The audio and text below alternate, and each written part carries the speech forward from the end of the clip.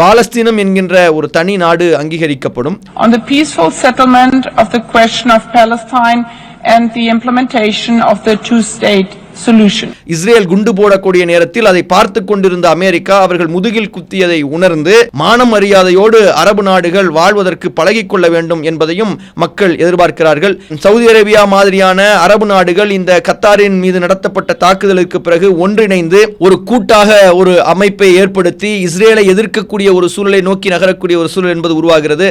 அமெரிக்காவினுடைய துணையோடு உருவாக்கப்பட்ட ஆப்ரஹாம் அக்கார்டில் இருந்து யுஏஇயும் சவுதி அரேபியாவும் வெளியேறக்கூடிய ஒரு சூழல்கள் என்பது உருவாகும் என்பது மாதிரியான ஒரு நிலை என்பது உருவாகிறது. சவுதி அரேபியா ஏற்கனவே பிரிக்ஸ் அமைப்பினுடைய ஒரு நாடாக மாறக்கூடிய ஒரு நேரத்தில் ரஷ்யாவை நெருங்கக்கூடிய ஒரு சூழல் என்பது உருவாகிறது.